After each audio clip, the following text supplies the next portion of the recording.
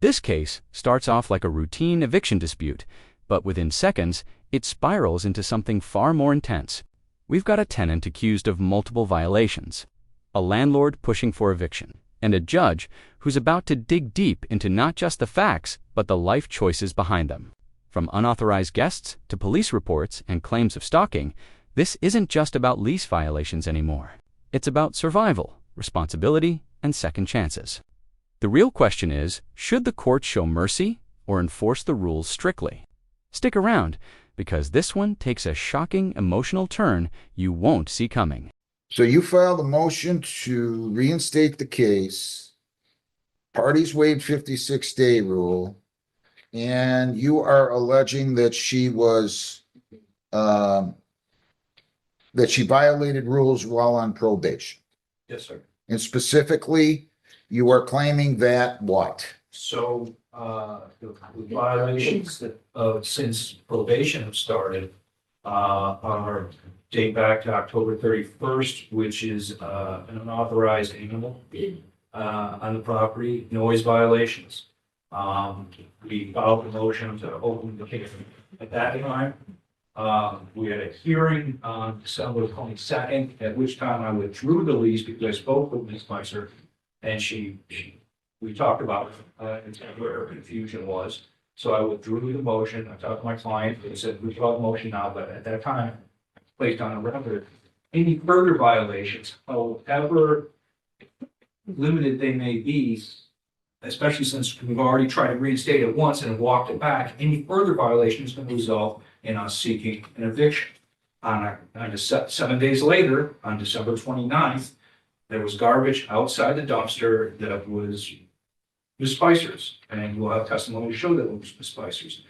In doing investigations prior to that hearing we had in February, it came to light that Ms. Spicer had an unauthorized guest or tenant for at least 2 months since probation started.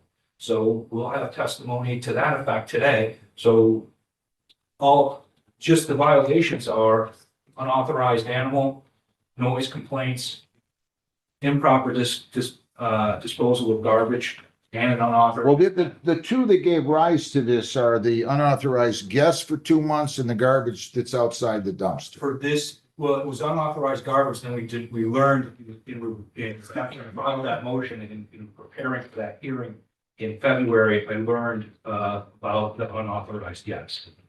But I would seek to show a totality of circumstances here, because it's not, I understand the court's position that no one wants to be evicted because there's a bag of garbage outside a dumpster. It wasn't properly put in the dumpster. I get that. And if that was the only thing we were talking about, if that was the only violation Ms. Spicer had, I wouldn't be standing here arguing this before you. But this has been going on since April of last year. So now it's been 11 months of violations in total regarding this instance. But the new ones that came to light were the garbage and the unauthorized guests for 2 months, correct? Right here, the judge narrows the case down to 2 key issues: the unauthorized guest and the garbage violation. And legally speaking, that's a big move. Courts often focus only on the strongest, most recent violations instead of rehashing the entire history. But here's where it gets interesting. While garbage outside a dumpster might seem minor, the unauthorized guest staying for 2 months is a serious lease violation. Most housing agreements strictly limit guest stays, and exceeding that can legally justify eviction. So now the pressure is on. Can the tenant justify this situation, or is this already a losing battle? Yes, sir. So we don't need to revisit any of these other ones. It's just those 2 we're going to focus on, correct? If that's what you want me to limit it to. Well, I think you should, because I don't have the whole agreement here, but it seems to me like you didn't say, why do we have to talk?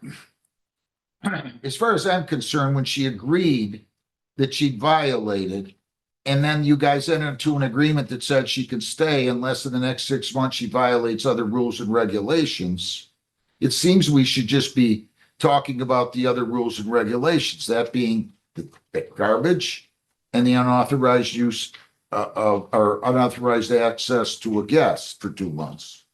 I can limit it to that, Your Honor. If the court's willing to take judicial notice of the prior matters in this case. I don't think I need to even do that. Ma'am, did you have a guest? I'm sorry. Did you have a guest that stayed with you for 2 months? I did, but I also explained the situation when I came here last time.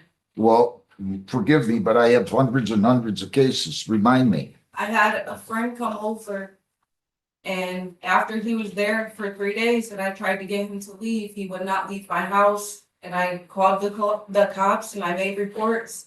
And they told me that since he was there for 3 days, I had to evict him. I kept calling the cops. I had so many police reports. Eventually I ended up having to leave my Do you have your house. police reports here? I don't have them with me, but I turned them in. I ended up having to get them printed out and I turned them in to Crystal. I was supposed to get my unit changed a while ago and I never got that Is the changed. individual there now? No, but he's still stalking my house. And I still. Does the grant- haven't been at my house. Does the manager still have the police reports? I have. There's like 21 of them. Did you subpoena? Now this is where the case takes a dramatic shift. What started as a simple lease violation suddenly turns into a much more serious situation involving alleged stalking, police involvement, and fear for personal safety. If her claims are true, this completely changes the context. Instead of willfully violating the lease, she may have been dealing with a dangerous individual she couldn't easily remove. But here's the legal dilemma: does personal hardship excuse a violation of lease terms? And more importantly, did she take the correct legal steps to resolve the issue? Any witnesses here today to testify on your behalf? I don't have any. Ma'am, I understand and I want to try to help you here, but I can't try your case for you. You have 21 reports. Mr. Lechner, find out. Come on up here, please. Me. Whoever has, who's the manager again? Well, Crystal's in the front office. Mr. Kress is a regional manager. What's your name? Crystal Lersky. Did you get the reports? We did. She turned them in. We had no idea why she was turning them. Hang on. I don't care if you knew or not. I'm just asking you a couple questions. Did you get the police reports? Yes. How many did you receive from them? It was like, I want to say like 4 or 5. And what kind of information was contained therein? Why was she filing, at least to your knowledge? You read the reports, right? Yeah, she said she was turning them in to make us aware. That's basically all she said. We had no idea what was going on. No, but what was her, we don't just make police reports unless we're making a complaint against somebody. Was she making a police report to complain by an about an unauthorized visitor of hers being in the property? Yes, the police reports did state in there, the few that we did get, that she had called the police told her what to do to remove her gas that's been staying at her unit. And it also stated in the police report that the police stated that she never did anything they advised her to do to help her situation. Is he out now? He is, but I don't know where he is. I didn't ask you that. I just want to know, I would just want you to answer my questions. Is he out of the property?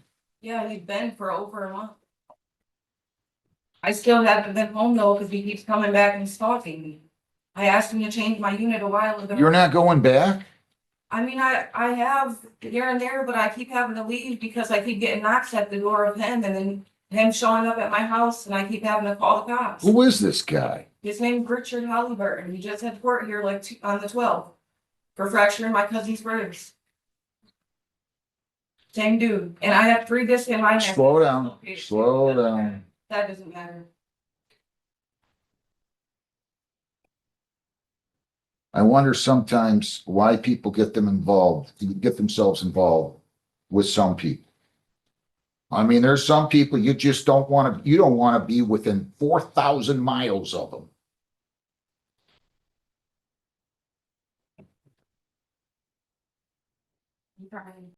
The judge's tone here shifts from strictly legal to deeply personal land. That's something you don't always see in court. He's not just evaluating evidence anymore. He's evaluating life patterns. Notice how he connects her current situation to broader decisions, relationships, stability, and responsibility. While it may sound harsh, judges often consider the bigger picture when deciding whether someone deserves leniency. So ask yourself, do you think this is fair? Or is the judge crossing into personal judgment territory? Young lady, listen. How many children do you have? How old are you? Do you work? Why not? You don't have anybody to watch the child. Because I'm working on getting a car. So that way I can get around and Who watches the child during the day? You? eat every day, all day.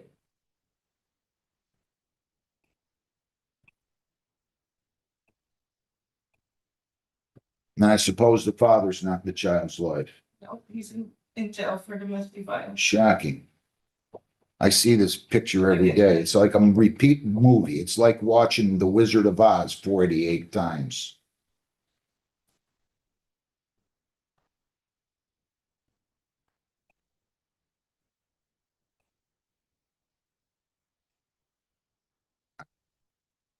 You want to Pictures. stop. You really want to put on now, Mr. Lechner, I'm asking you to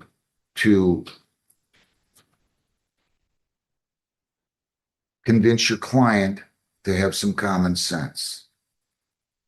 Made an offer. I've spoken to my client about this, Your Honor, because this isn't the first trial I had in front of you for that time. So I've spoken to them.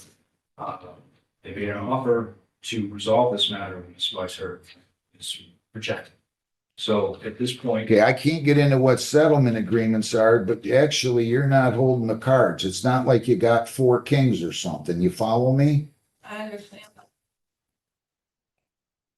I've been trying to be on my best behavior. Ma'am, just hear me out. You got yourself in a pickle. I feel bad for you. I really do. I really do.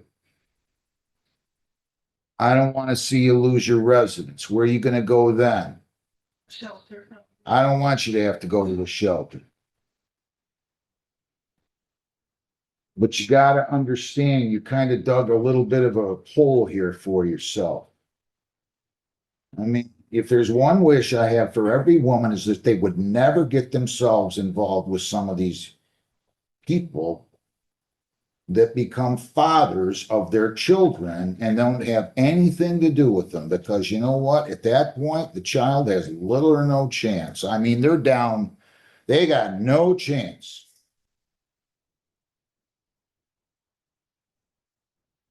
You should have filed your complaint.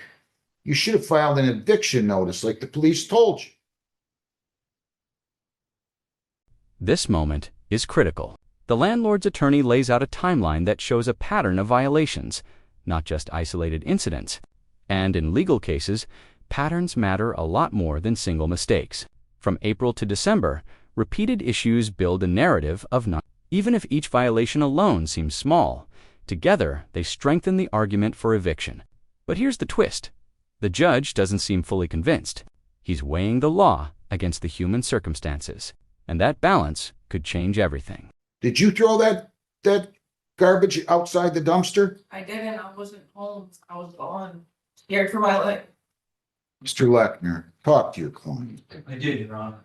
I have a new offer to make Ms. Weiser, but I I can would get say, I would. medical documents. Ma'am, I almost died. I'm trying to help you here. Now just contain yourself. What's your new offer? She would have 60 days to leave the property. That doesn't sound too good to me. Look. Why do they want her out so bad? Your Honor, because we filed this complaint. I know you did. Well, you asked the question why they want her out so bad. So the timeline is, just so the court's aware, that I'm not here because of getting garbage. The first offense was April 16th of last year. The second offense was May 28th of last year. We filed our complaint on June 12th of last year.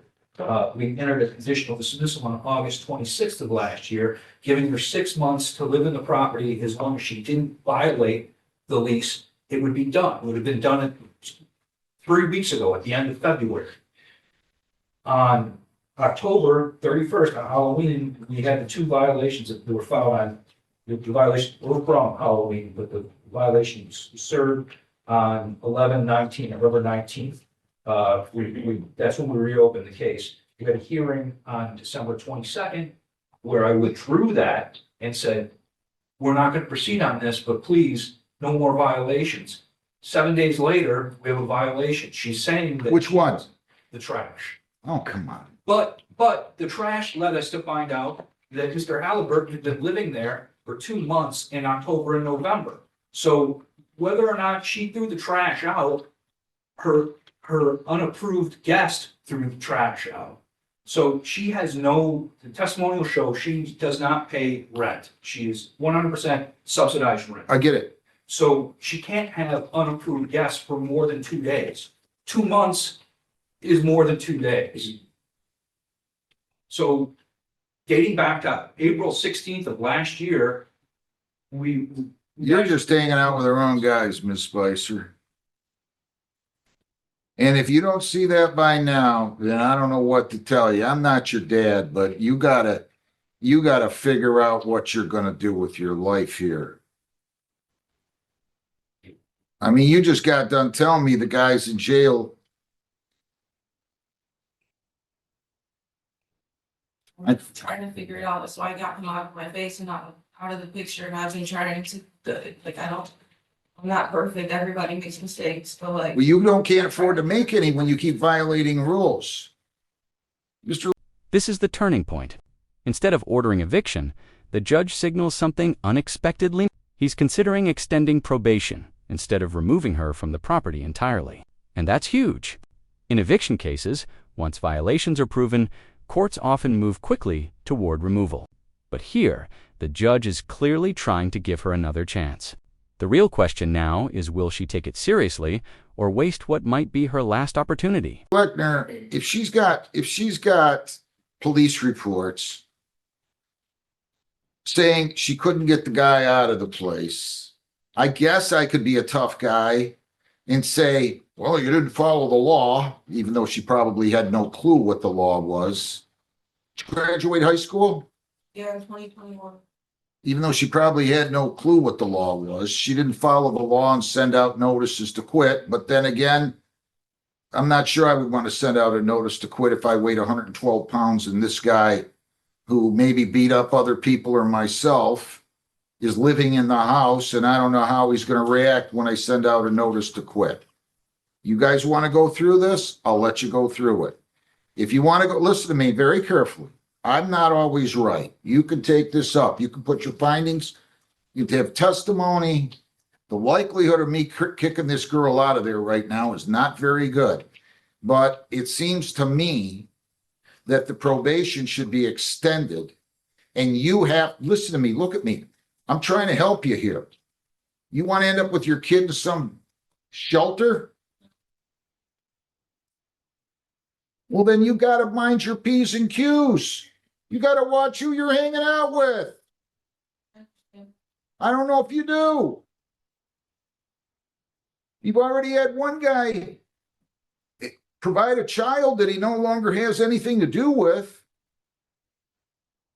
And now you got some other guy coming in there that I think you said was convicted of domestic violence and broke your brother's ribs. Did you not say your brother's?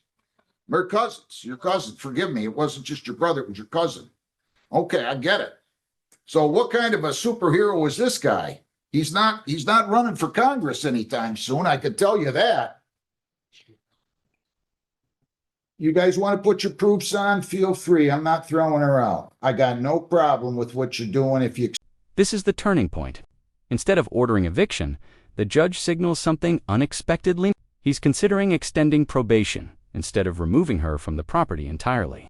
And that's huge. In eviction cases, once violations are proven, courts often move quickly toward removal. But here, the judge is clearly trying to give her another chance. The The real question now is, will she take it seriously or waste what might be her last opportunity? Extend probation, and she understands, and if she doesn't understand, I'm going to remember this conversation wholeheartedly. I'm going to let you two talk. Your Honor,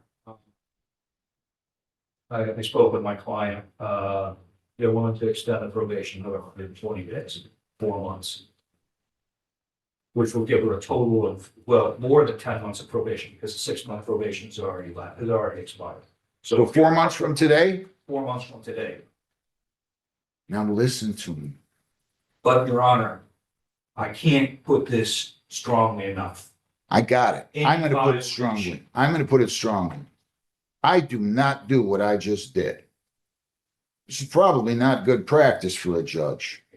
I do not do what I just did.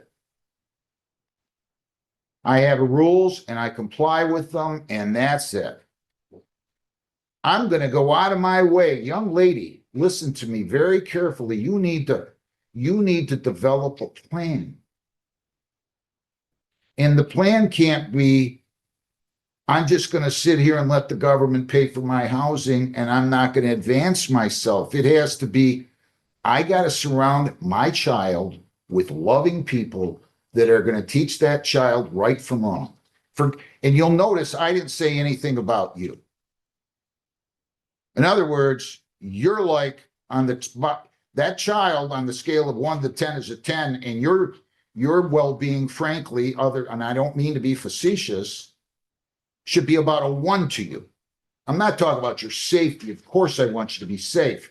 You have to make sure this child has a chance in life. The child will have no chance in life if you keep hanging around with these people, whoever they are, and or you end up in a shelter. It's a cute kid you got there. And actually, you seem like a nice lady who's just gotten off on the wrong foot, hanging out with,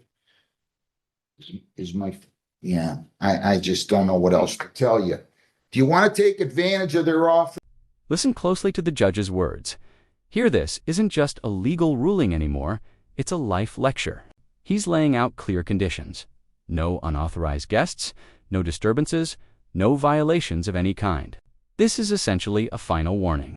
Legally, this extended probation acts like a last safety net. If she slips again, the court will have very little reason to hold back next time. So the stakes couldn't be higher. This is They're offering to extend probation for 4 months. You're looking about the same terms as the other one, right, Mr. Lechner? Absolutely. These same terms, I should say, right? Yes, sir. And it's going to say that the parties agree that the terms and conditions of the agreement dated what? Dated today, No, but the one that you did before. oh, yeah, I'll have it right here. Take your I time. get the exact.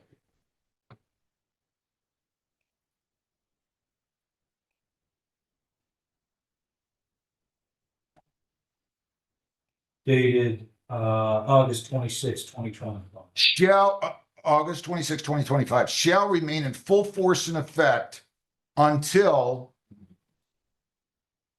July the 16th of 2026. Young lady, do not let anybody in that house that's going to be deemed a resident. Do not throw trash outside the dumpster. Do not yell at anybody. Do not get drunk and disorderly. Do not be drugging there. Do not be committing any other crime there.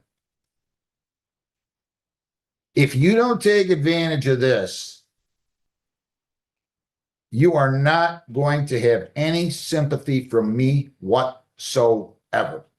I just did something I don't ever do. You guys stop hanging around with the wrong people. I don't get it. Your Honor, And he has your permission to sign your name to that same agreement, extending this for 4 months? Yeah. And you're not going to be belligerent with these people, are you? I mean, to me, they've been more than kind. I know. Then they probably have every reason to be upset with me, and that's okay.